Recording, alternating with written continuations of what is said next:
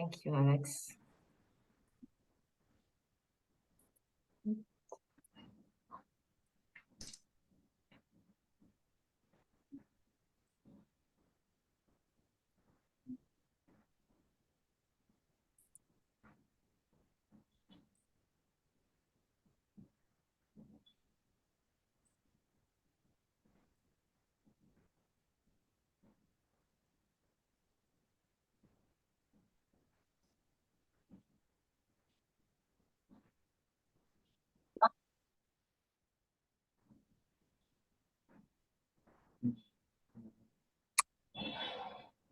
Welcome, everyone. We are still admitting people online. I will give it a couple of minutes before.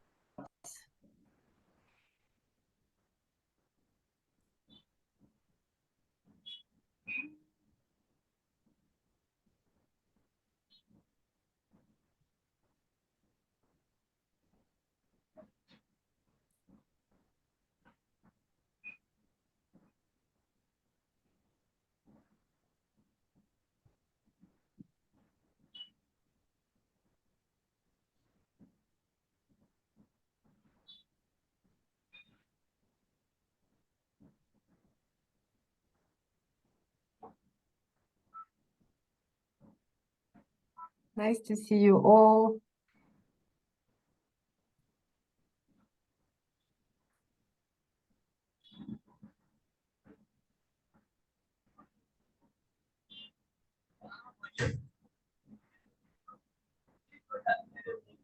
I'll just give it a few more minutes before we start so people have the time to join.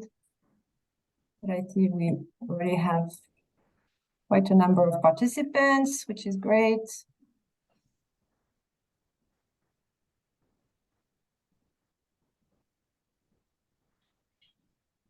Welcome, everyone. Hope you can see my screen. Yes. Wonderful. Thanks.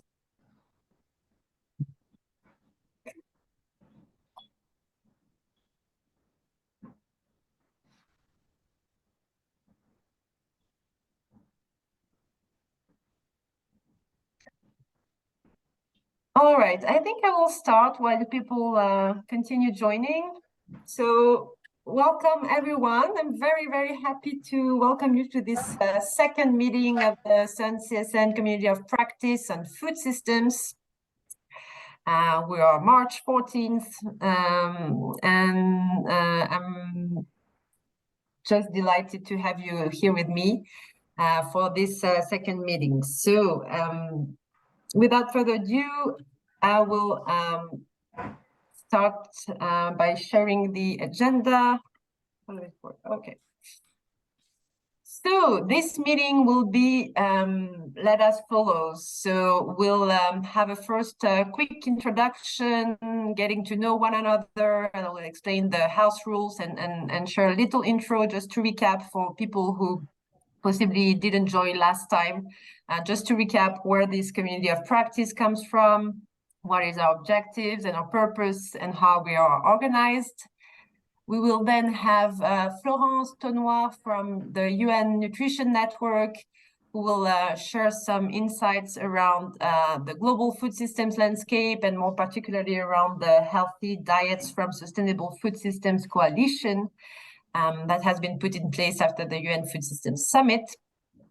We will then have our colleague Atul from Nepal, will be sharing good practices from his country, and then our colleague Roshan from Sri Lanka, who will also share good practices from Sri Lanka, and we'll then have an opportunity, a good chunk of time to discuss this, share other insights, intel, any other best practices that you can see, ask questions. Yeah, this is really the opportunity to have this open discussion.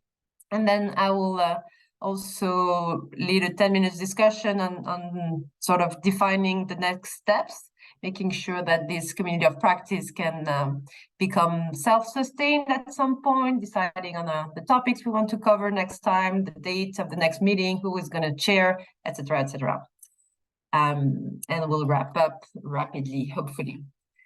So that's the program. Just a couple house rules before we start. So interpretation is provided for this meeting, so please feel free to choose your language by clicking on the little globe on your screen. Also, please remember to keep your microphones muted at all times, except of course while taking the floor.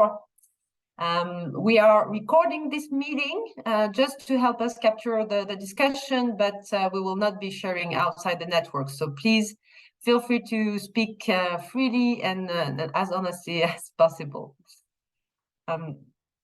So that's for the setting the scene, and I suggest that we start with a little icebreaker to get to know one another, because I mean, I hope that people who joined the first launch of the community of practice are here, but I know that new people are joining as well. So this is an opportunity to introduce ourselves.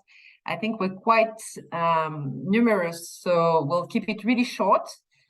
But if you can please tell us your name, your role, your country, and just share a traditional dish from where you live and one that you particularly fancy, just so we have an idea, sort of more a good image of your traditional food that will make it more lively. So I can start.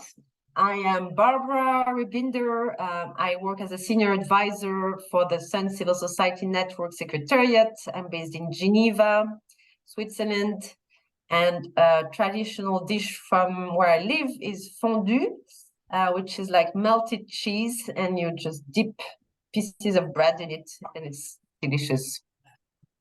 Yeah, who's next? Just feel free to speak freely.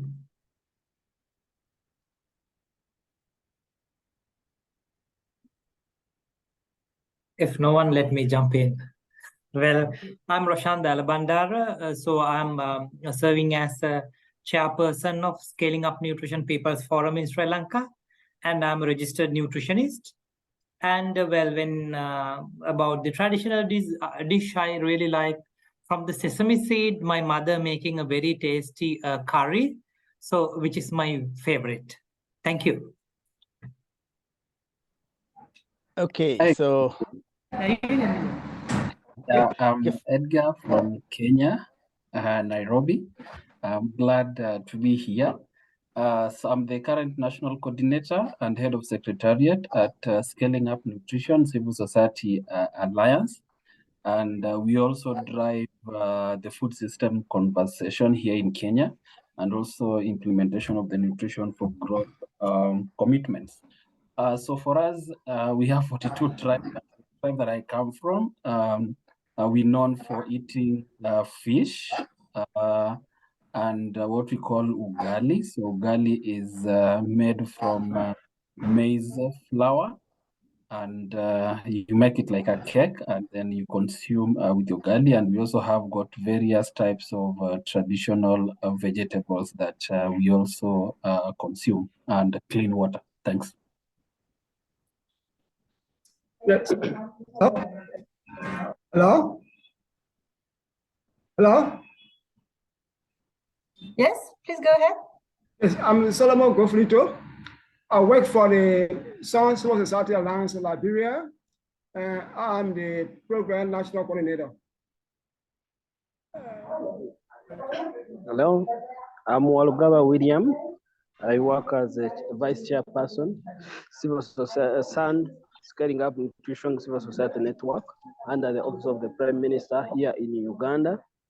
And my favorite dish is matoke and peanuts. I'm happy to be here in this global network and look forward to learning many things and to be part of the next meetings. I'm joining for the first time, but we look forward to continue working together. Thank you. Yes, good Hello. afternoon, everyone. Hello. Good afternoon, everyone. Good afternoon. Can you hear me? Very well. Perfect. Good afternoon, everyone.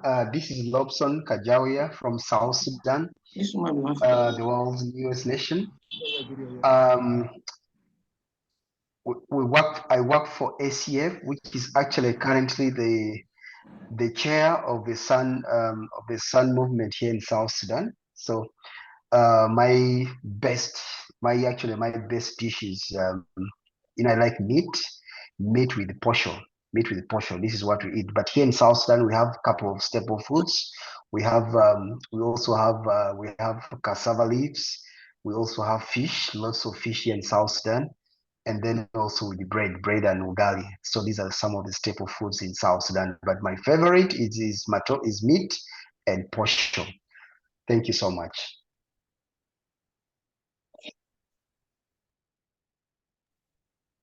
Hello, good evening. Hello.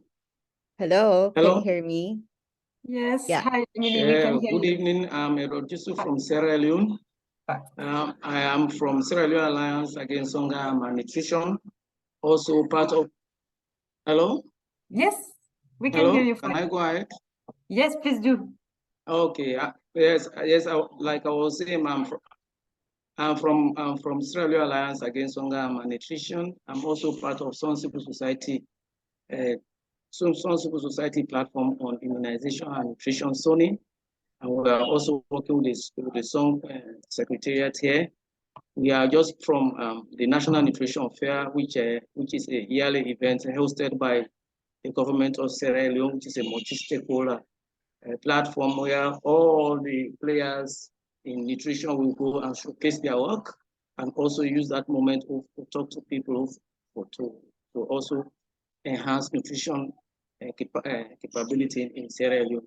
We are just from the nutrition fair, and so I'm happy to report that it is an experience that we need to share with several other countries if we are ready to do. Thank you very much. Thank you Yeah. very much, Edward. Good Yes, Emily, go evening. ahead. Yeah, good evening from this side. I'm Emily Monvilla Oro from IIRR. I'm based here in the Philippines and the new chair for the Scaling Up Nutrition Movement Civil Society Network in the Philippines. I think one of the most popular Filipino dish is the adobo or the chicken adobo.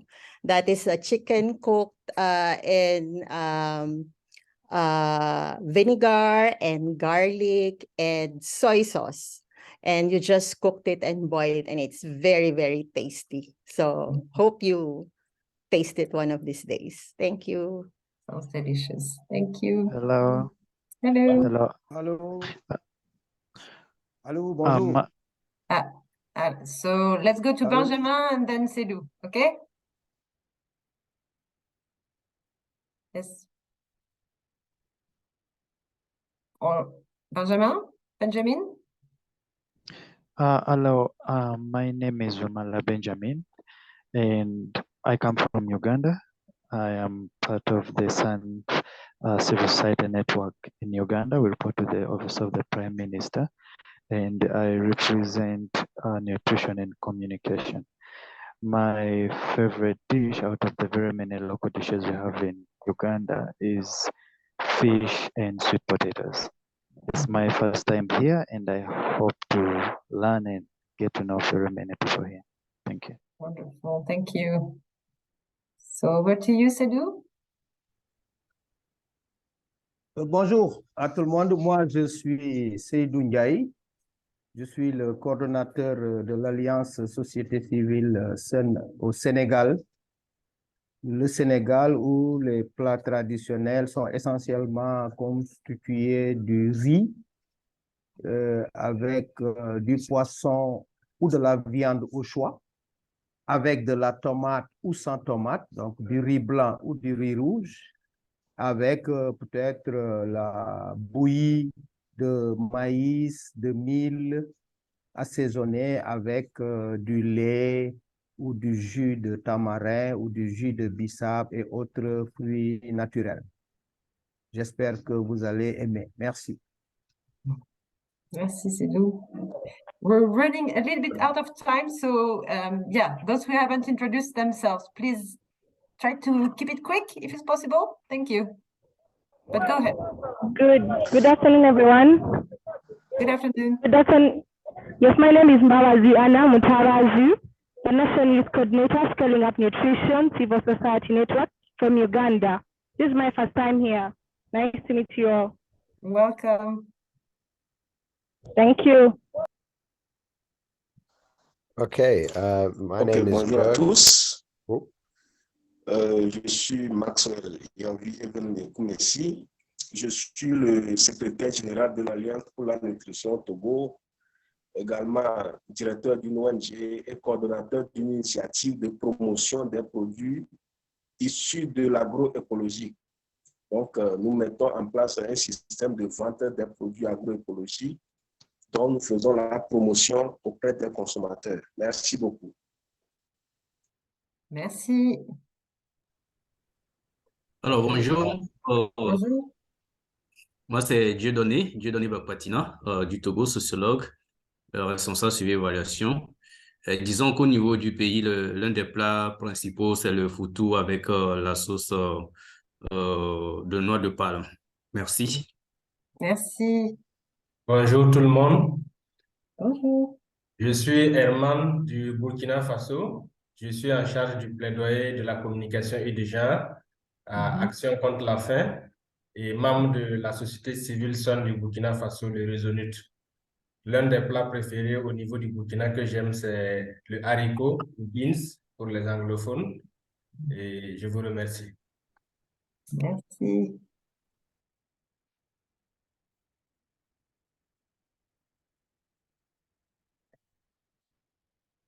Okay. Anyone else, or shall we start because we are running a little bit late already? Hola, hola, soy yo. Hola, hola, ¿me escuchan? Sí. Hola. Sí, yo soy Maritza Velázquez, soy de Latinoamérica, de Guatemala, y el plato típico de Guatemala es, y es muy delicioso, es el pepiamos. Y la bebida es el atol de elote. Soy parte de la Red Lactum de Latinoamérica y pertenezco a la instancia de consulta y participación social en Guatemala. Soy parte del Sistema de Seguridad Alimentaria y Nutricional. Mucho gusto de estar con ustedes. Gracias. Thank you. Okay, I apologize, but I think we'll need to go on because yeah, we are already a little bit late. So apologies, big apologies for those who haven't had time to introduce themselves. Please do so in the chat, and we'll continue with the program because yeah, we need to move on. We have a quite packed agenda today. So without further ado, let me just give a very quick recap of why we're here, why this community of practice and food systems. This comes from a virtual assembly that was held in May last year in response to the ongoing global crisis that were going on, that were disrupting the global food systems. And we had 2 consecutive virtual assemblies with many members of the SON Civil Society Network who joined and defined top-level advocacy demands. And 2 of them were linked to food systems. So we figured it was really an important topic for the network, and we wanted to ensure this space to allow experience sharing, and allow people to share their best practices, their challenges, and basically give this this space for exchange, and also have external stakeholders present some of the global trends. So we created this community of practice on this basis. The scope of this community of practice is quite broad. We discussed that last time. We purposefully want to keep this scope as broad as possible, and we want to cover from, discussing local food systems, food sovereignty, the impacts and trends related to climate change, food safety, conflicts, production, consumption patterns, imports and global trade. All these topics were cited as very important to some of the members of the network.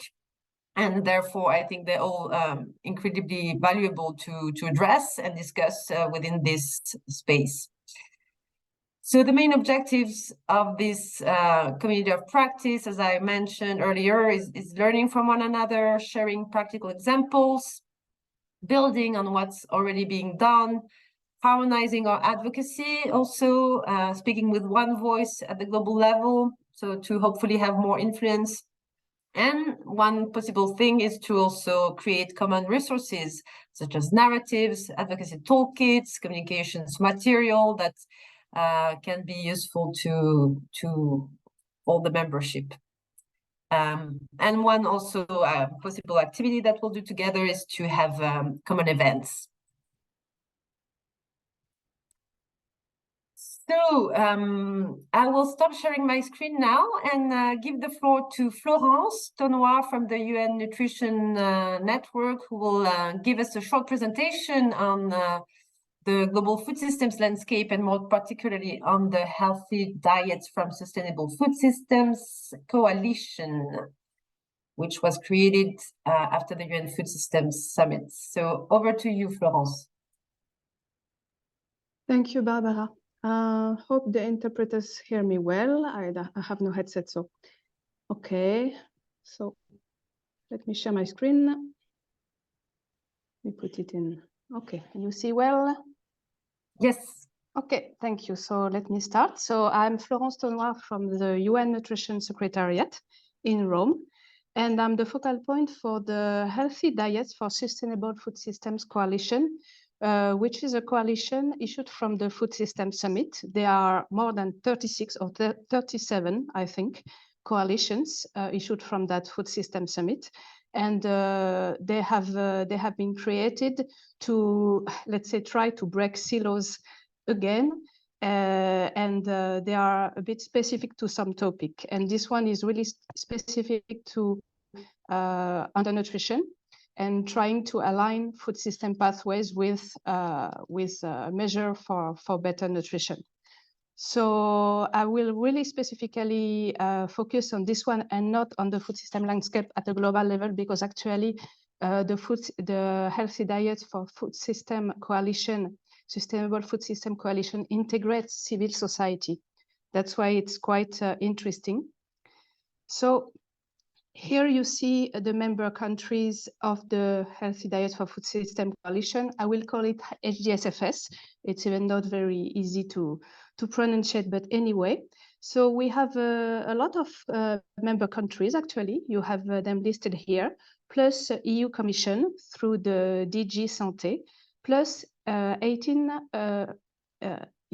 friends of the coalition, which means they are not formal members, but they are members, they are countries that are interested and benefit from information sharing, etc.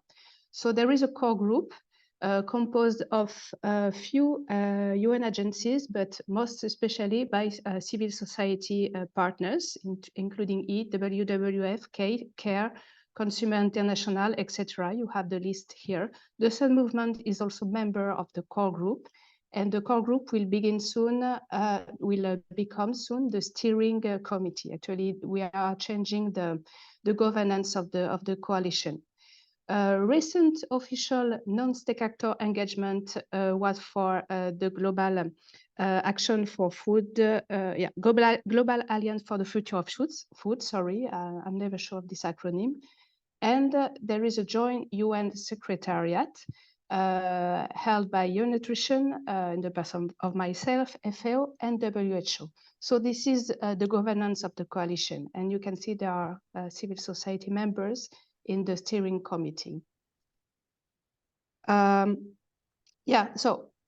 just to get back here, for membership, interested state or non-state actors, we can send an email to a specific email from the coalition. I will send it in the chat later. I didn't put it on my slide, and to the secretariat. And we will schedule a discussion to explore ways of collaboration. So just to let you know, we have principles of engagement for non-state actors with 3 types of non-state actor engagement. So it's applicable to civil society organization. We have the tier 1 with an informal low-risk engagement with the coalition. And there is no risk assessment or signing of any declaration of commitment. We have the tier 2 with an informal engagement as well. For example, participation in some forum, etc., or information sharing. And we have the tier 3. We have the tier 3, which is a bit more formal and participation to the delivery of the work plan of the coalition. So in terms of activities, we are doing a lot of webinars. For example, the last one were concerning indicators for healthy diets last June. We can also do webinars on incorporation of climate action into FBDG. We have a lot of links with COP and climate actions. And there was another one more recent on the management of conflict of interest in public-private partnership. I can send you the link after. There was also a very important side event at the CFS, the Committee of Food Security, on the healthy diet for sustainable food system in the context of African Union 2022. There were 2 newsletters. We had a number of partners engagement along the way, and we are very much in link with the ICANN initiative. So the ICANN initiative, most of you know what is it, but if you don't, actually it's an initiative on climate action on nutrition, aiming to address the nutrition climate change nexus. So on this, we have partners very much involved in the civil society, namely EAT and WWF. So as you know, it's co-led by Egyptian Ministry of Foreign Affairs. It was formerly co-led by UK because it was the COP26 convener and also WHO, and it was launched at COP27 recently. So even if it's mostly led by the UN through WHO, it has a lot of support from GAIN and supports NDC processes. NDC is a nationally determined contribution in terms of integration of climate resilient and sustainable food system in the outcomes of the coalition. For example, we have the GAIN WWF partnership, which is working on a mapping for significant climate nutrition partnership. And there is a community of practice. In a nutshell, the coalition has 3 functions. The first function is basically on aligning strategies, policies, and plans at country level in terms of food system pathways. So it's called mobilize and coordinate expertise and stakeholders to align action across food systems.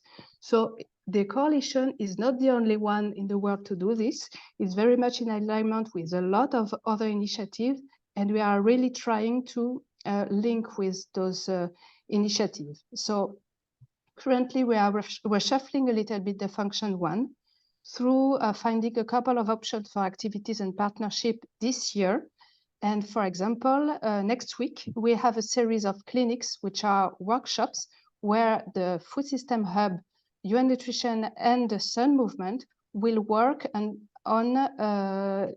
let's say, integrating food system pathways into the national cooperation framework, namely the UNSDCF or the HRP. So there will be 10 countries sharing their experience in terms of integrating food system pathways. So then we have function 2 of the coalition. It's mainly on peer-to-peer learning, and in practice, it's webinars where we share practices. So we have already worked a lot on that because it's basically quite easy to organize webinars. And there are a few topics identified for this year around FBDG, labeling, nutrition governance, nutrition sensitive agriculture, and healthy diets. And finally, the function 3, it's called special project. As I was telling before, there are the nationally determined contribution, which support the implementation of integration between healthy diets and into the nationally determined contribution for climate change issues, the food-based dietary guidelines, which is a special project, and the very important one, is about risk and vulnerability in fragile context, with whom with which we work in close collaboration with another coalition called HDPN, Humanitarian Development Nexus Coalition, with a couple of pilot countries. Yep. Oh, it's already finished here. Oh, okay. So I have no more slide, but let's say that we have received a few topics that member countries are interested to hear about, and we will have a look of them. But the lead on function 3, namely special project, is really done by EAT and WWF.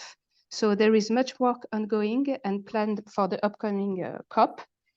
And for example, there is WWF who is planning to start a project to develop an interactive guidance tool on NDCs with the funding from GIZ. So it's a 13-month project. So this is in a nutshell what the country done so far in 1 year.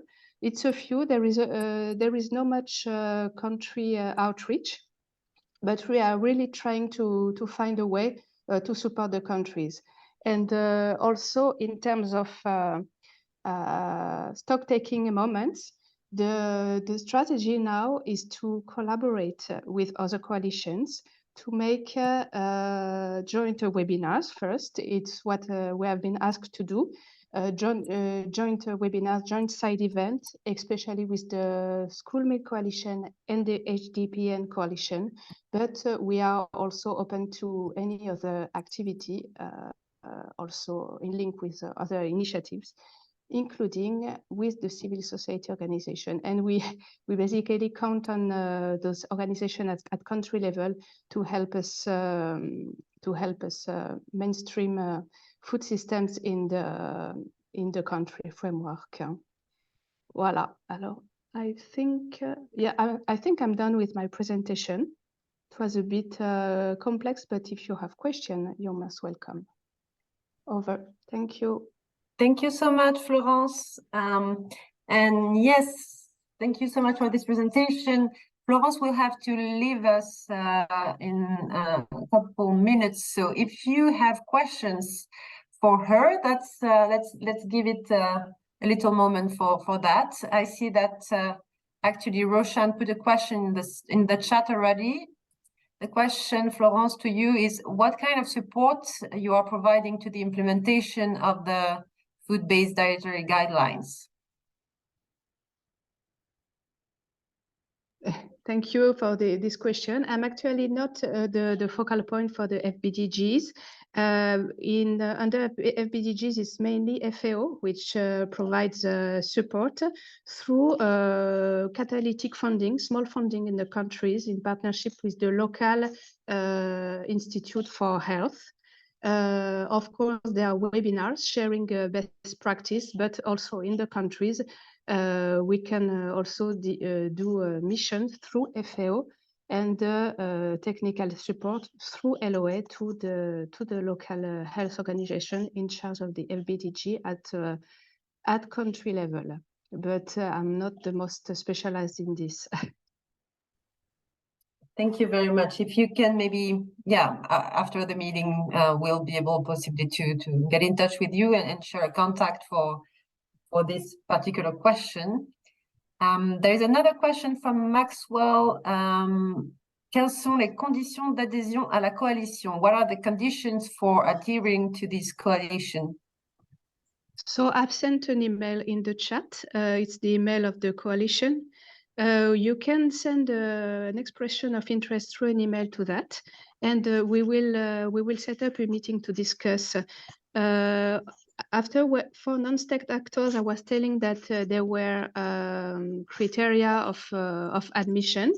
It really depends on the position of the partner in the landscape, but we have an assessment tool and we have principles of engagement. So after discussion, we can assess your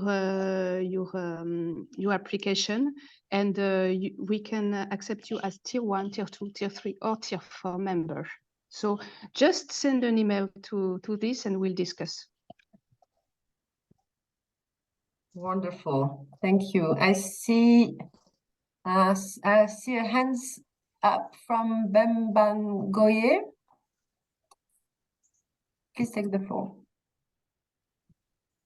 Oui, oui, merci. Alors donc, effectivement, Florence, bonjour à tout le monde. Je suis du Gabon, ancien responsable de la représentant de la société civile. Alors, je voudrais savoir, effectivement, est-ce que votre coalition suit également les activités de présence dans tous les pays en termes d'activité? Est-ce que dans le domaine de la nutrition, vous suivez les activités des différentes agences dans les différents pays? Parce que pour le cas du Gabon, en dehors des FAO qui mènent des activités visibles en matière d'alimentation, les autres agences telles que l'UNICEF ou encore l'OMS, c'est pas très visible. Donc, il faut savoir un peu, est-ce que vous suivez effectivement les activités des différentes agences des Nations Unies en matière de nutrition dans différents pays? Merci Jules, je crois qu'on s'était rencontrés il y a à peu près 15 ans au Gabon. Tout à fait.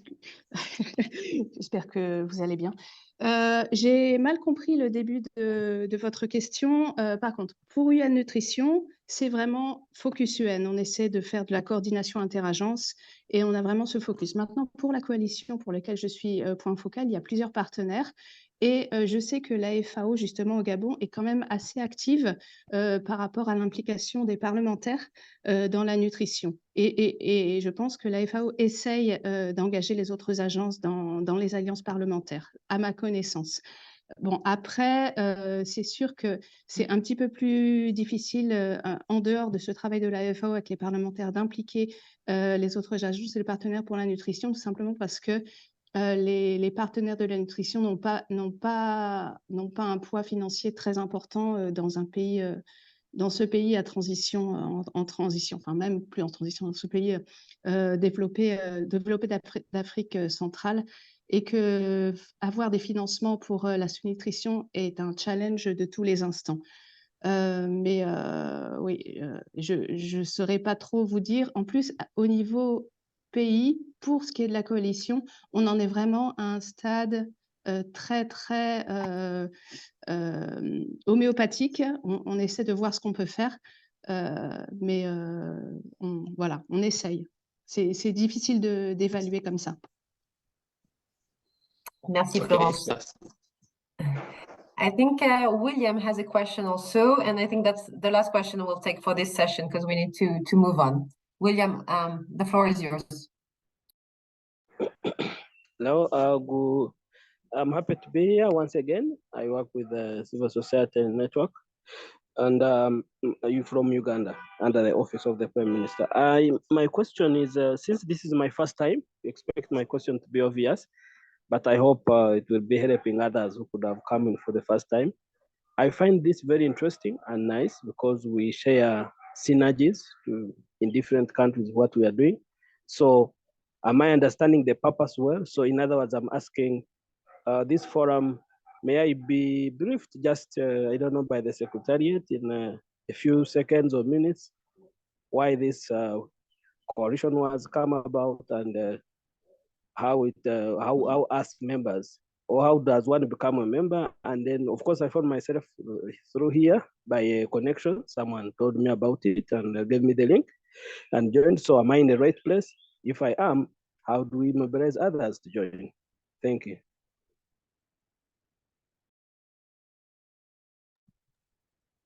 Thank you, William. So I think, yeah, I think there is possibly a confusion between, so we are the community of practice on food systems from the Civil Society Network, and you can join this by clicking on the link that I put in the invitation for this meeting. And please do so I can add you to the list, and you'll be invited to future meetings.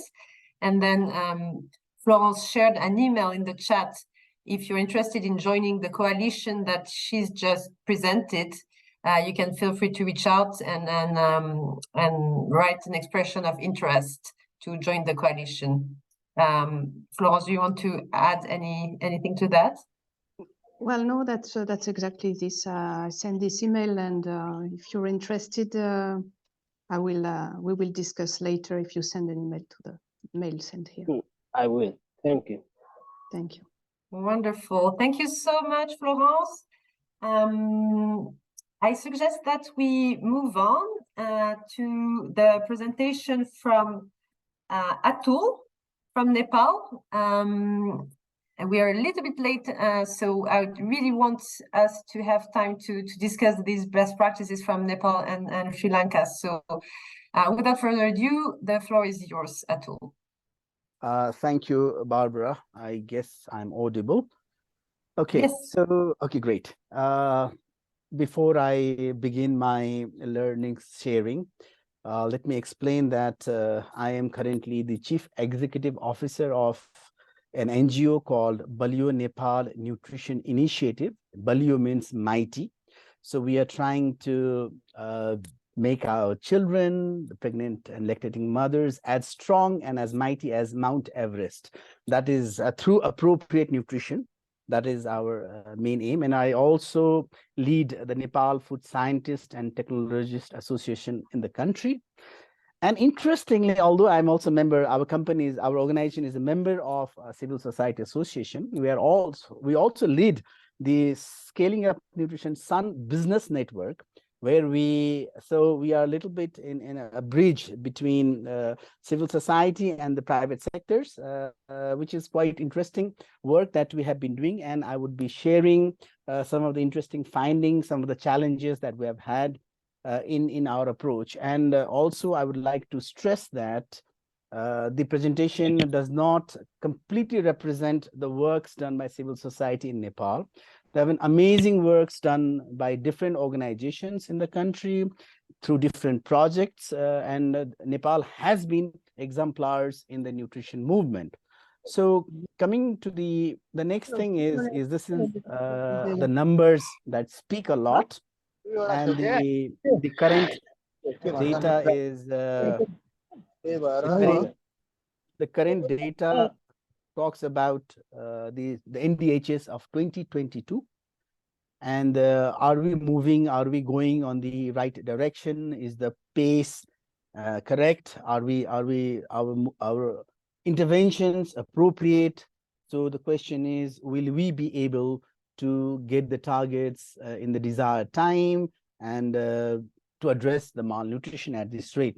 So even if you look at the rate, there are certainly the divergence and uncertainty in the trend and the forecast, particularly in the cases like anemia, where we have a lot to do. Now, when we see these indicators, the nutritional indicators in the country, and we have analyzed and tried to address the gaps that have been seen. And what we found that our study back in 2017 in collaboration with Ministry of Health, and this time I'm talking about the Hellenic Health International, where we worked on this ARCH project, which which really made quite an international headlines when we found the unhealthy snacking habits of children resulted in the reduction of length for age due to unhealthy snacking. And the other gaps where the role of private sector is very unclear. The regulation and monitoring is below par. And of course, the worrisome thing is the declining rate of exclusive breastfeeding. Looking at all these things and also looking at the constitutional provisions that we have, which talks about the Right to Food and Food Sovereignty Act, and also about the Vision 2100, the lots of periodic developmental plans and policies related to food, agriculture, and nutrition.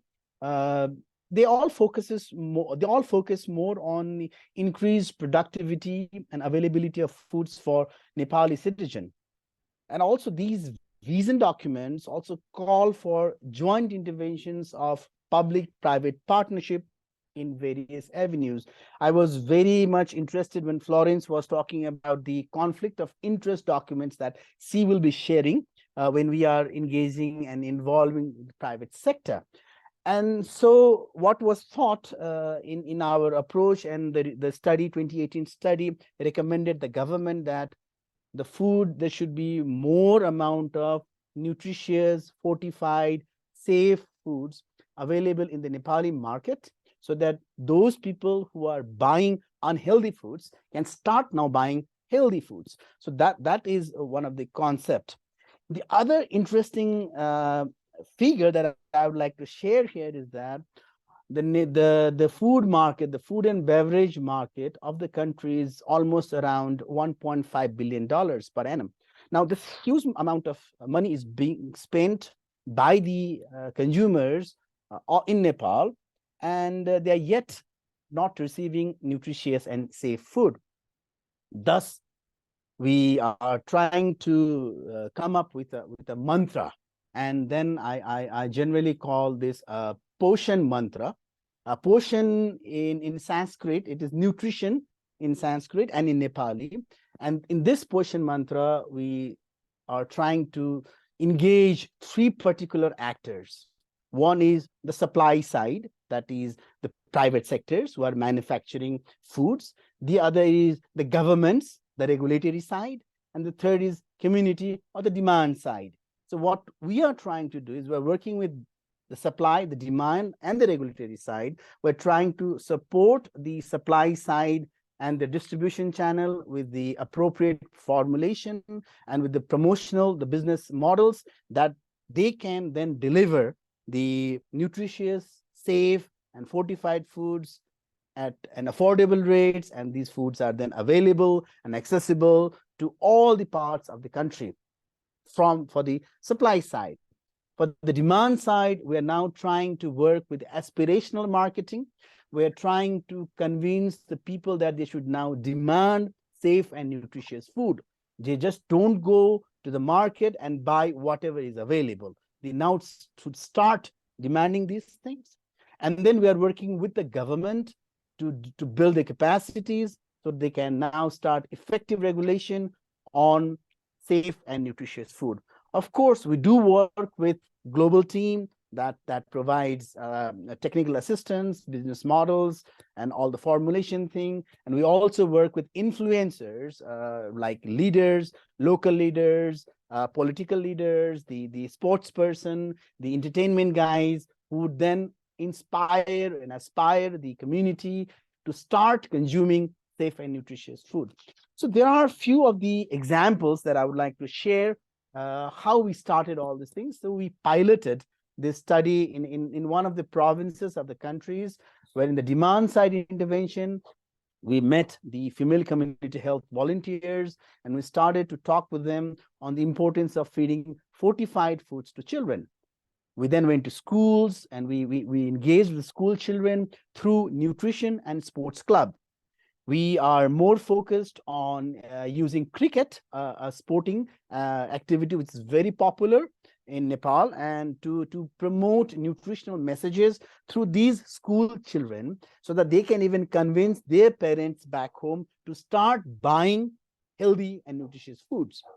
These are from the demand side. Of course, we are working with the point of sale, the retailers. We are working with the media. We are working with lots of other actors in the entire value system.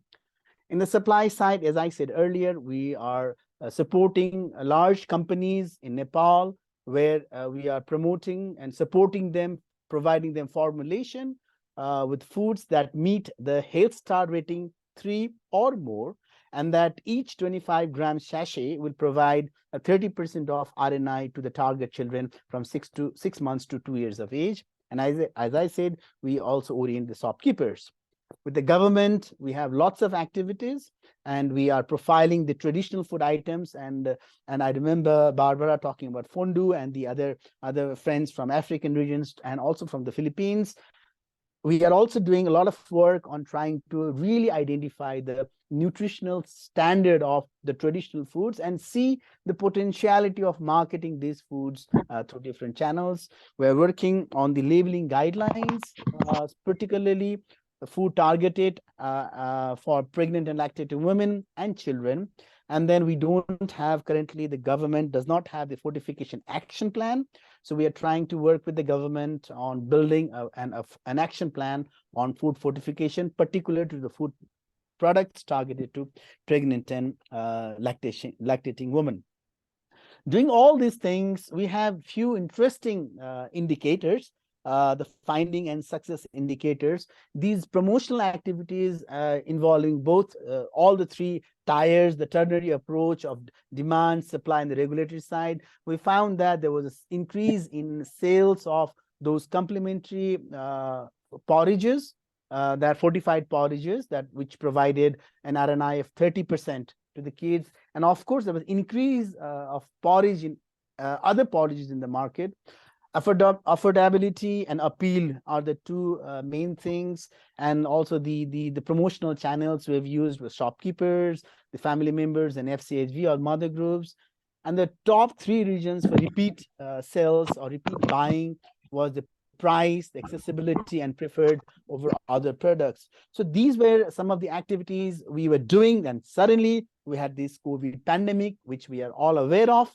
And then, interestingly, a very good support that we received was that you can see that we supported more than 20,000 children for a period of 2 months in Nepal, and where we provided them nutritious food in collaboration with local governments and, interestingly, with private organizations. And 27% of the contribution were made by the private and public organizations, like even the local governments funded this program. So this was a very interesting thing that we could do during the COVID pandemic.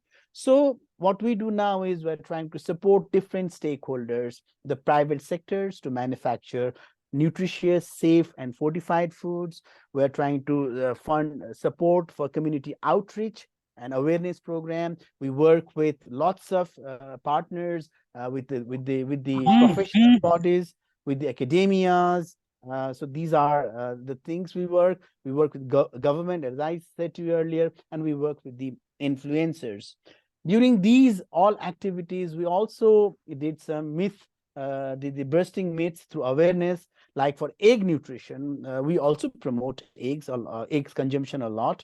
And what we found was that there were mothers who said that during they had some misconception that children find egg yolk difficult to swallow, increasing choking risks. So these kind of things were there. And also porridges, the fortified porridges, or even any porridges, the mothers or the caretakers were reluctant to feed because they thought that they might make their children diarrhea if these kind of things were fed to the kids. Now, these were some of the interesting things that we found. And of course, the significance and challenges, we all know this, the availability, affordability, and convenience of healthier options. Now, convenience is very much important. Primarily because when we were doing a study back in 2018, there were caretakers, there were mothers who knew that there are foods which are unhealthy but are still feeding to the kids, because these unhealthy foods were very convenient, very cheap, were available just 2 steps from their homes. So we try to bring something in the market which are convenient, which are tasty also, besides nutritious and safe. We do work, and the other challenge is the private sector. And the private sector, everyone knows that the best piece of document they love is the balance sheet, right? So the business model, the sustainable business model, where they would be investing more on nutrition, getting less profit, is quite a challenge. But we are working on these aspects, and probably a workable solution is certainly requires a strike balance between profit goals and lost sense of accountability. The third, the government effective regulatory mechanism that should ensure quality control and aware public on what to look while purchasing food products. And private sectors is liable only when the government is effective. So coming to almost the last slide before I show you a minute video. So what next are we doing? We're trying to scale up the market model of Balio Nepal program, where we are now involving more and more number of SMEs besides the large markets. And we are trying to introduce new fortified foods to Nepali market for foods for under 5, for the women of reproductive age, the PLW and the adolescents.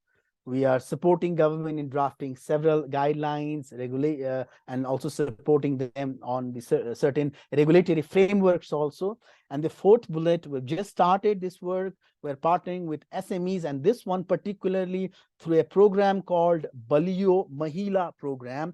Mahila means women, Balio means mighty. So mighty women programs where we are training about 15 women in each province to manufacture, process fortified and nutritious foods using locally available raw materials like buckwheat, millet, and those kind of items. And they are making cake and muffin out of these products, not using shortenings, and we are using orange flakes, sweet potatoes, those kind of nutritious foods.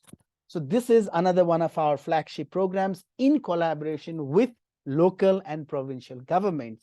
So what I believe that through all these activities, we can build Nepal very strong and as mighty as Mount Everest. Finally, I would just like to share a 1-minute animated video. The language is in Nepali, but you will see subtitles in English. Please enjoy. म बलियो भए मेरो देश बलियो हुन्छ 6 महिनादेखि 2 वर्षसम्म हरेक दिन अन्डा लिटो खुवा मलाई मिठो हरेक दिन अन्डा लिटो खुवा मलाई मिठो हाम्रो सन्तान देशको सान गराउँछौं स्तनपान सगरमाथा झै सपना समर्थन र महान अगला बलिया र बुद्धिमान अगला बलिया र बुद्धिमान लक्ष्य प्राप्तिको हाम्रो प्रयास अधम्य ठोट अनि साहस तराई र पहाड अनि सेता हिमाल अबको नेपाल बलियो नेपाल अबको नेपाल बलियो नेपाल अबको नेपाल बलियो Nepal. Thank you very much. If you have any question, I would love to answer. Thank you so much, Atul. That was a wonderful presentation. I loved the video. It's really great to see. I wrote in the chat that please hold on your questions, write it down, and we will, just for the sake of time, move to the presentation from our colleague Roshan from Sri Lanka, and then we'll have a space for question and answers.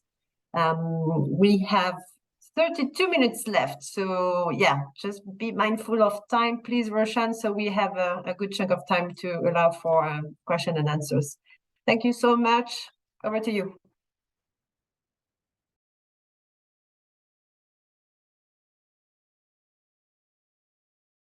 You're on mute, Roshan. Right. Hope I'm audible now. Right. Thank you. So thank you very much, Barbara, for organizing this. And good morning, good evening, good afternoon to everyone. So I'll try my best to shorten the presentation, and within 15 minutes, I will finish it. And then I'm going to share in next 15 minutes 2 case studies from Sri Lanka on the good practices. So that's my cursor. It's here. Right.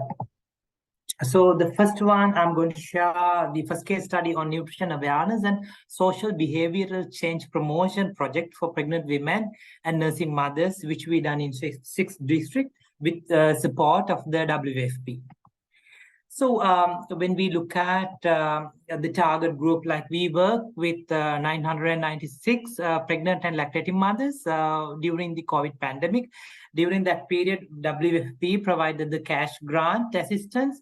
So that time we thought like just to rather giving cash assistance, we supposed to give another nutritional awareness campaigns by using the social media, specifically mobile phones and other social medias, because that time we couldn't reach any physical program due to the COVID pandemic, but we thought how we can utilize the social media platform to share the knowledge. So you can see Sri Lanka is an island, and I just colored in pink color where we did the project in 6 districts.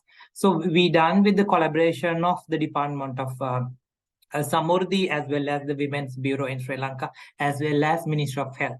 When we conduct this program, we had 4 objectives. One is like conduct nutritional awareness and behavior change promotional activities, and like increasing the knowledge of beneficiaries on the nutrition, gender, as well as cash management, because when the WFP providing cash assistance, which is also very important to use that cash into the proper nutrition, make sure in that it used for even nutrition, ensuring and interventions.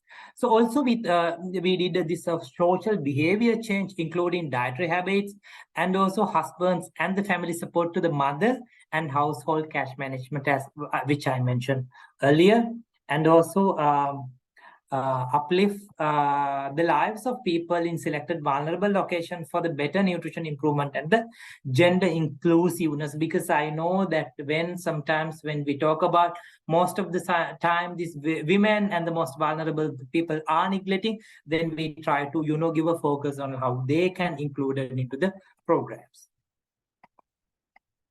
So when we look at the background, like Sri Lanka has like free and well-established primary healthcare services in delivery system. The public and midwife are the grassroots, the key focal person, and they are the one who doing the proper link between the government health services and mother concerning maternal and child services. So actually midwife having a kind of heavy workload, like average like 3,000 population per one midwife to cover, which is a quite big, responsibility. Unfortunately, due to the COVID pandemic in 2021, the healthcare staff have a kind of, additional burden, not only cover this, usual routine, top of that, the COVID was came into their shoulders.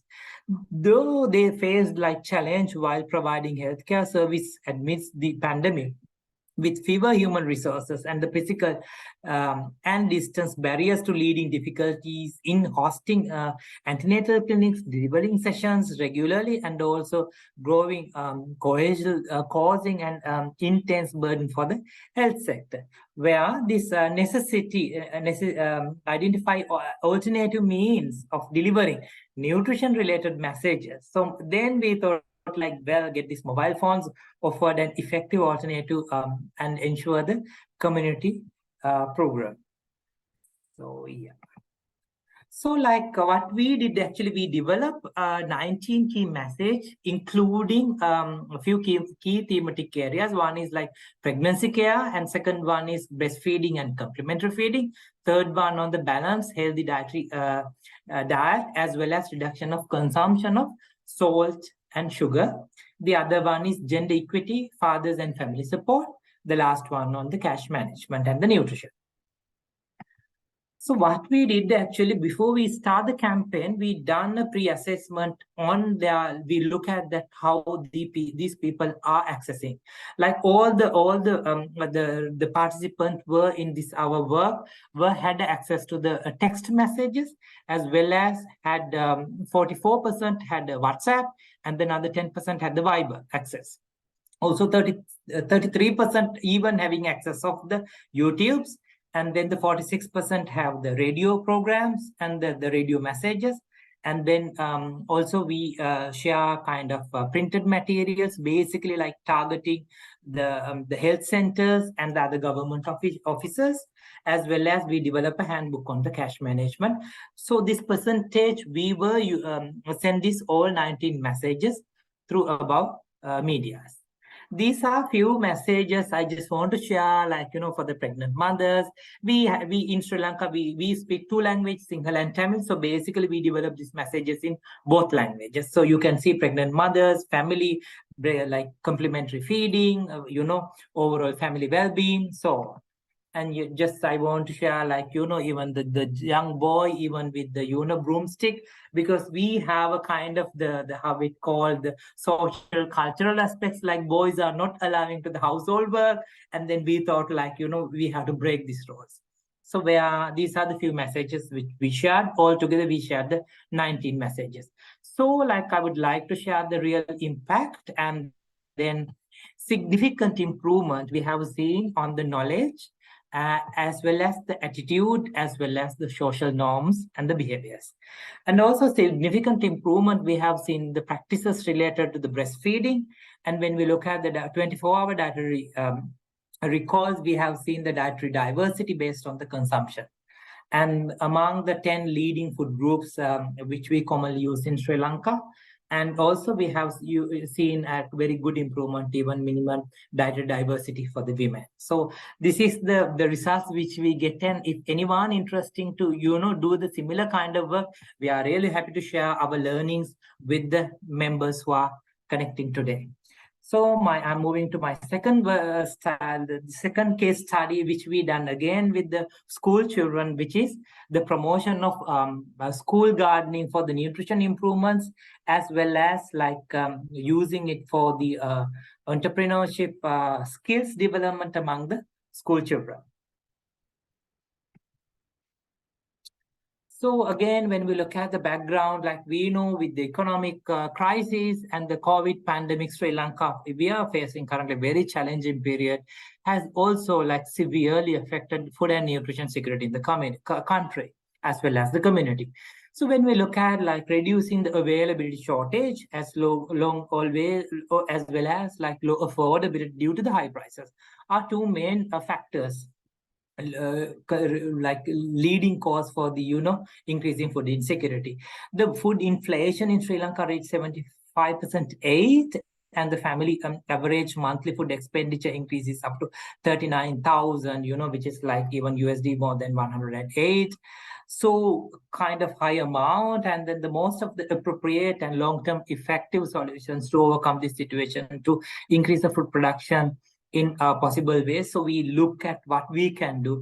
Then when we look at that, we thought like school is a kind of a more suitable place to implement the gardening concept, because the students already have excellent capacity to involve this kind of activities, as well as it's vital to contribute to activities cause increase the food security from the childhood, where like working with the children, it's a kind of lifelong investment. If we give a proper dietary habit, proper good practices, so they will keep on continue. Even when they become adult, they will keep continuing. Also, on the other hand, when we look at like we have like 10,000 schools and nearly 4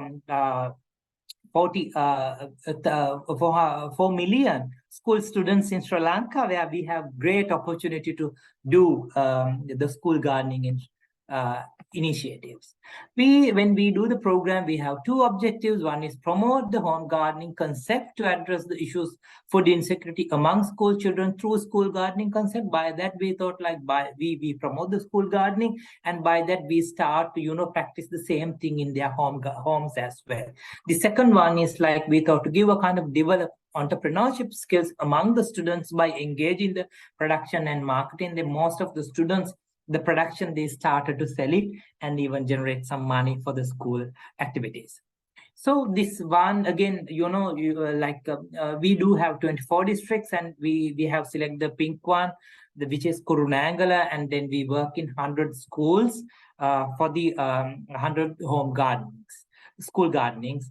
And then we selected this zonal education of Kuliapitia, and And when we work with this one, we done the collaboration with the agriculture department as well as zonal education office at Kuliapitia. So main activities, actually what we did it like, so where like we did the initial awareness to the selected 100 schools. and then talk about like what it is, what is the project, and what is the importance of it. And then we start giving these tools as well as the, let's say, distribution to the school to, like, encourage them to start with the school gardening.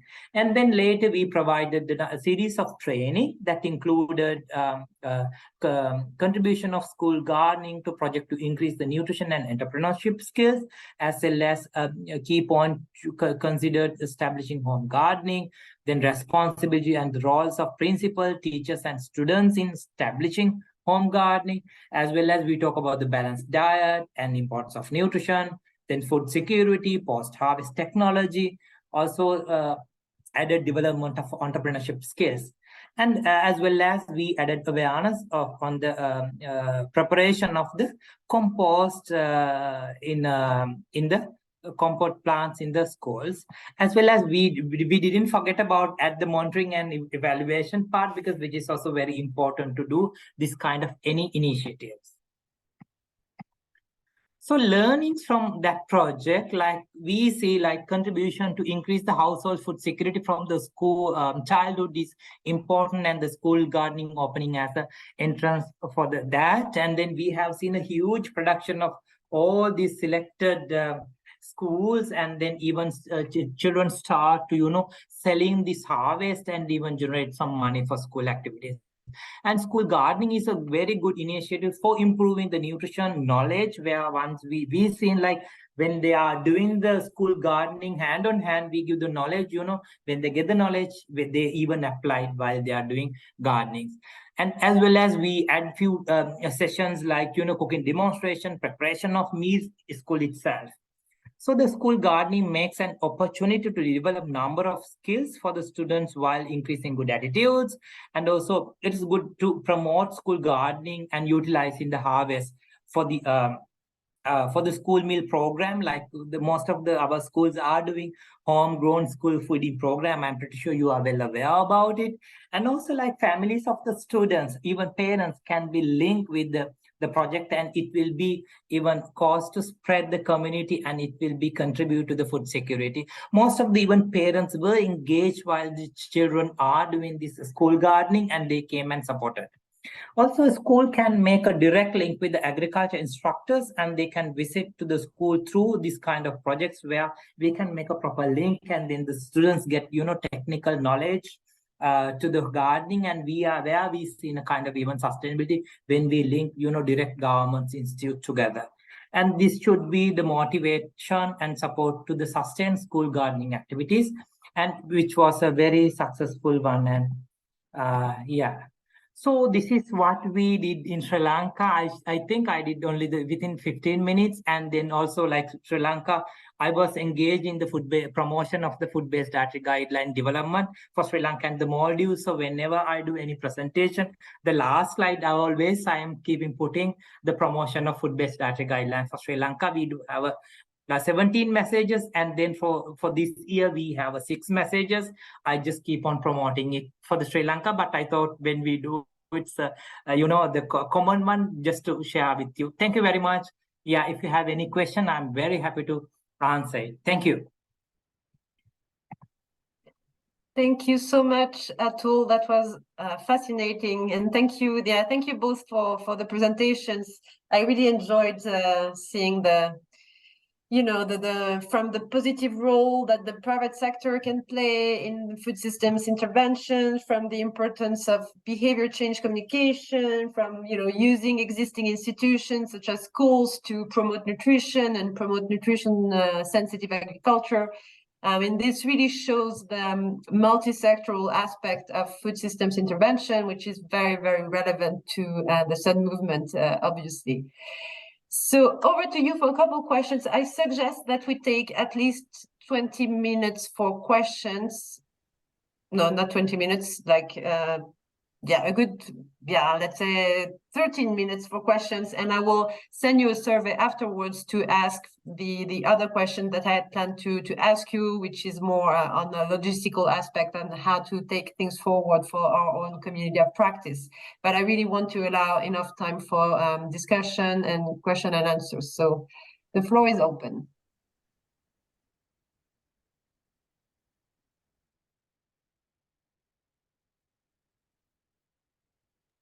Okay, I see there are a couple questions in the chat already.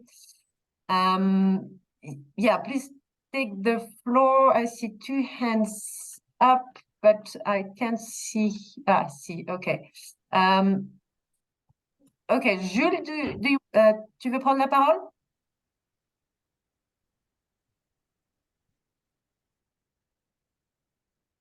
Oh, Sédou? Sédou, tu veux prendre la parole?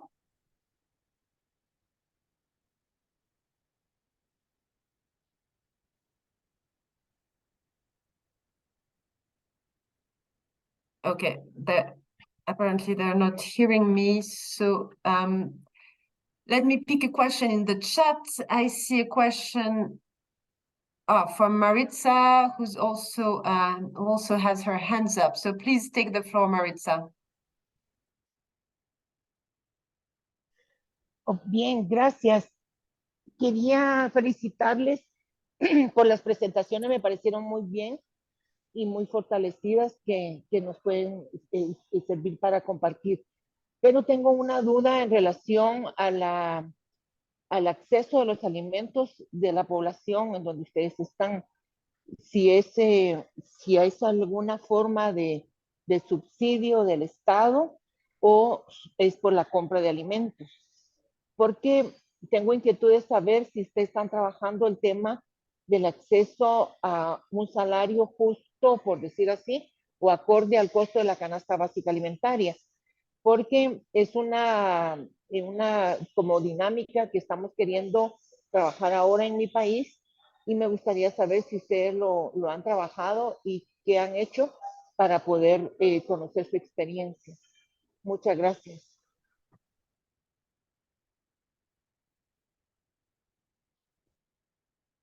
So, well, is that for me? I guess it's for me, right?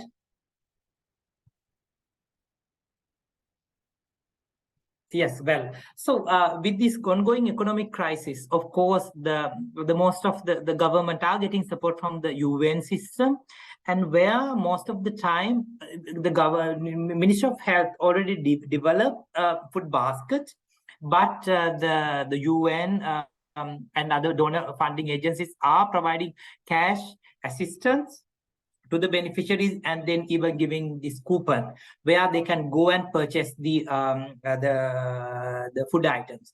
So most of the time there are dry food rations rather fresh, because fresh food items are being kind of challenging to distribute among the beneficiaries, where so we always trying to encourage to this strengthening the local market itself. So we do have a design a food a basket for even pregnant mothers, lactating mothers. Yeah. So these are the basic things. Anything else? If you have any follow-up question, I'm happy to answer.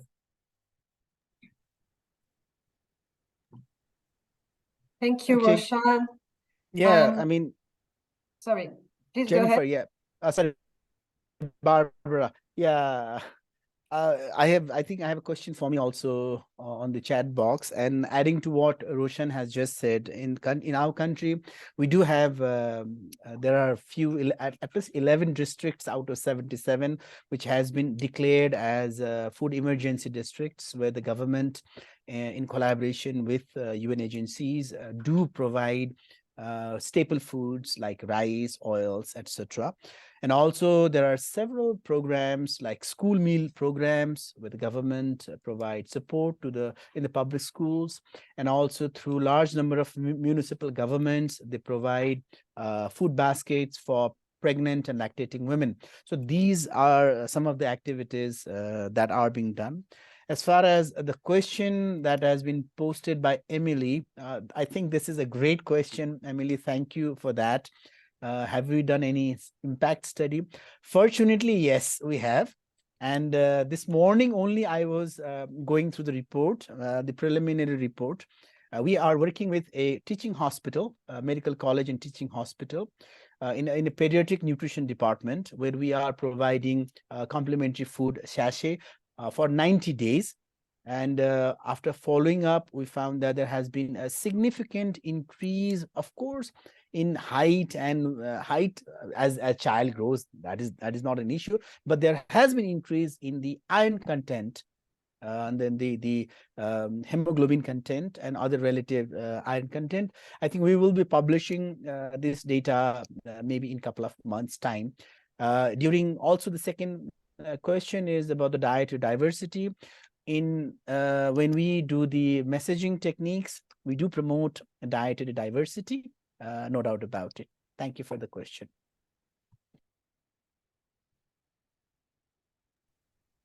Thank you so much. I see also a question from Delia in the chat for Sri Lanka, which says Sri Lanka has had a lot of protests related to agricultural production and farmers. How have you been able to do any work in the context of such social unrest?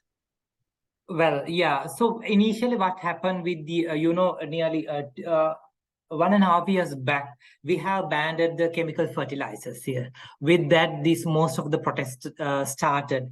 So, however, when we are, then with that, there was a huge, how we call this, trend of people are moving into cultivating in organic ways. Even during when we are doing this school gardenings one, we fully promote this chemical free organic cultivation, and that's what we added even into our training programs, like compost preparation, vermiculture preparations, and then how we can use natural trapping for the insects, so on. So that's what even we want to promote it, like when we when the people are keep on looking on the chemical fertilizers, we thought to work with the school children, promotion of the organic way. Yeah, thank you. Thank you, Roshan. I see that William has his hands up. Yes, thank you, Secretariat. I'm very happy and impressed by my colleagues from Sri Lanka and Nepal. And after I found these activities very amazing, just 2 quick questions.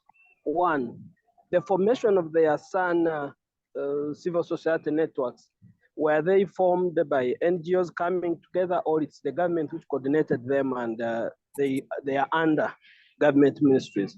Then 2, and last, is the activities which are wonderful, which we saw, are they implemented under the secretariats, or it's reports they are giving from different other networks which they have done and reported to them?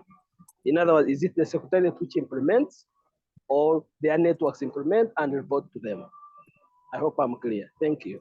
I'm just benchmarking to make sure that we have better understanding of CSN and we run better for the sake of global agenda of the UN and for the national countries that we represent. Thank you. Thank you, William. I suggest that I answer this question in the chat, which is more around how civil society alliances are forming and how it works with the Secretariat. I will answer to you directly if you don't mind. And I want to try again to give the floor to Sedou and Bemban Goye from, I think it's from Togo. Merci. Oui. Merci, Barbara. Merci, Barbara. Merci vraiment, merci à nos collègues qui nous ont fait des présentations très, très riches d'enseignements. Il y a 2 enseignements majeurs que moi je tire un peu des présentations. C'est qu'en fait, les présentations nous enseignent que la transformation des systèmes alimentaires n'a pas de solution universelle. C'est des solutions contextuelles et j'ai bien aimé quand il parle de solutions adaptées pour la transformation des systèmes alimentaires. Je pense qu'il nous faut miser sur des solutions adaptées qui sont spécifiques à chaque contexte. Et j'ai bien apprécié aussi le deuxième cas présenté par Roshan sur l'alimentation scolaire. Et il y a peut-être un certain nombre de questions que je voulais poser. J'ai compris qu'effectivement, dans le cadre des solutions adaptées, ils ont voulu promouvoir le maraîchage à domicile et le jardinage scolaire pour arriver justement à raccourcir les circuits de distribution des aliments. Et le levier, c'est un levier important pour permettre l'accès à des aliments nutritifs parce que ça réduit un peu les trajets et ça permet d'accéder à des aliments frais. Mais la question que je voulais poser, c'est la question de la soutenabilité et du coût. Par exemple, au Sénégal, moi, je travaille beaucoup sur l'alimentation scolaire, mais on a des problèmes pour développer ce modèle à travers, par rapport à l'accès à l'eau. Pour avoir un accès à l'eau, est-ce que ici, quel est le problème en termes d'accès à l'eau? Quels sont les potentiels? Est-ce qu'ils ont utilisé une technologie adaptée comme la micro-irrigation ou comment ils parviennent à régler la question de l'eau pour la promotion du jardinage, du maraîchage scolaire? Merci. Well, thank you very much, and I think very interesting questions, and thank you very much for asking it. Yeah, of course, we should go with local solutions rather looking at the international. So we can always come up with our own solution. Like Sri Lanka, it's an island, and we don't have that much of water issue. We do have enough water, but some of the schools where we had a kind of shortage of water. So what we did actually, when we designing the plants, we always use the less water required plants for that particular stations. And also another thing, like we always use rather the big beds. So we use always small pots to cultivate the plants. And also I just want to add one more thing. When we design the home gardening, we design like nutritional gardens which give the balanced food to the plate. So that's how we design it. So these are the things which we used when we are doing it. Yeah, thank you.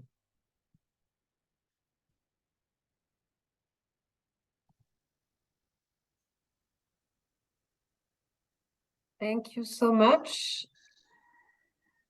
I don't know if Atul, you want to add something to that? No, that's fine.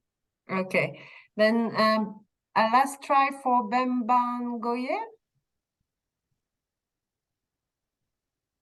Okay, merci. Alors, c'est Jules du Gabon. Félicitations aux deux pour leur communication. Ma première question s'adresse au Népal. Alors, je voulais savoir, on a beaucoup insisté sur l'alimentation de qualité, mais sachant que la qualité a un prix, est-ce qu'effectivement le plus gros des populations a la capacité de s'acheter ces aliments de qualité-là? Un.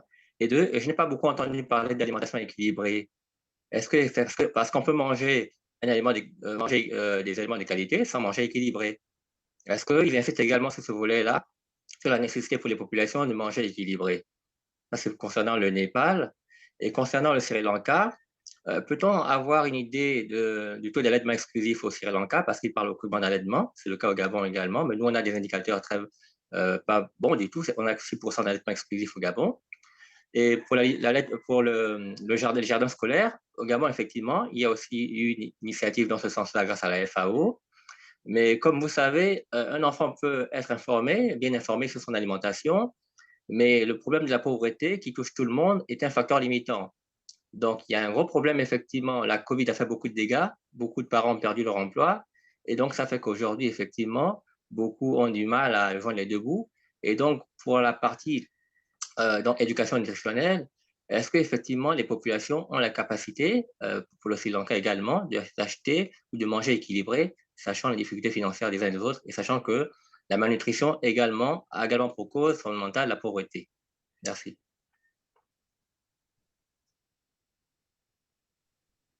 Shall I start, Barbara? Okay, great. Yes, thanks for nodding.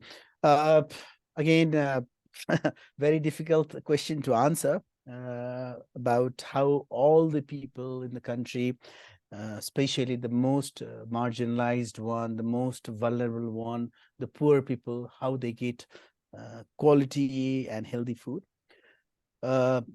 Look, what we have done is in a pyramid, there are A to E grade of people based on the socioeconomic status.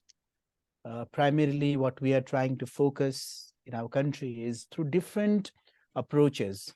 The state, the government has more responsibility towards the most marginalized or the most poor people through their own programs.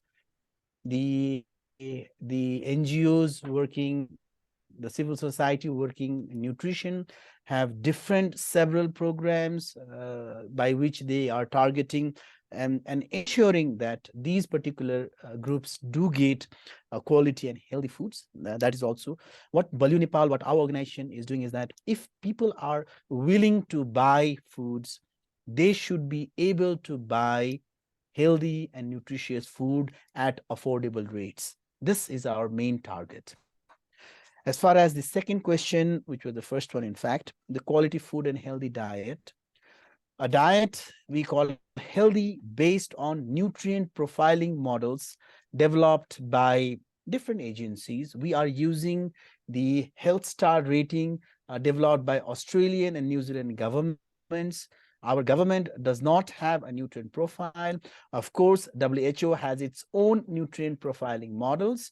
We can use these models for the target group, for the children, for the pregnant women. So based on these foods, based on the amount of protein, sodium, sugar, sat fat, non-sat fat, all these kind of foods would then categorized whether that particular food for that particular target group, is it healthy or unhealthy. So based on these things, we categorize and we say, okay, our food that we are promoting is quality and healthy. And of course, the government, the apex authority, the federal government has a body, has an agency that looks at the quality and the safety aspect of those foods. And only those foods which have been approved by the government will be promoted, are being promoted by Balio Nepal. I hope I answered your question. Thanks. Yeah, thank you, Atul. So I will add to my part regarding the second one. Yeah, well, like when we Sri Lanka, like the most vulnerable people are facing most difficult time.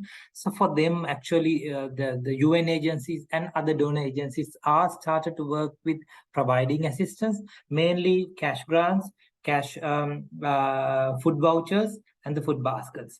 So when they get this assistance, actually, that's why we initiate this nutritional awareness campaign through mobile and the social media, because when they get the money sometimes, so people might use unhealthy foods, as mentioned Atul. So when we try to give a proper message, how they can use the money to get a proper nutrition and the best nutrition.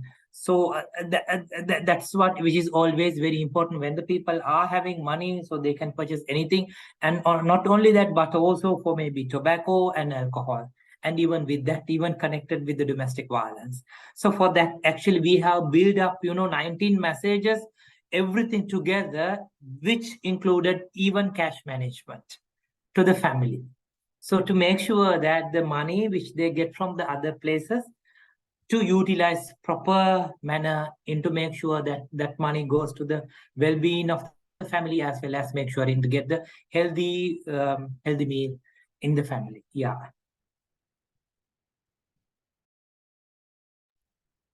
Thank you so much. I'm afraid we're running out of time. Unfortunately, it's already over time. But I just want to say a huge thank you to our participants, and particularly to people who intervened, to Roshan, Atul, and Florence, who left us already. Yeah, it was a fascinating discussion. I regret having scheduled only 1 hour and a half. I should have scheduled 2 hours, but unfortunately we have to end now. I had planned to discuss next steps and how to make this community of practice self-sustained, who's going to chair the next meeting, how are we gonna proceed through rotating chairs, when is the next meeting, and so on and so forth. But I suggest that I will send a survey to all the people who registered to the community of practice.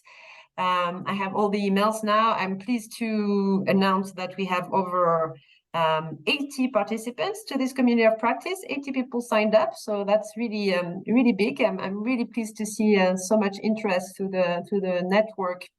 So we will continue the conversation through the means of a survey and by email, and I hope that we manage to organize the next session in less than 2 months.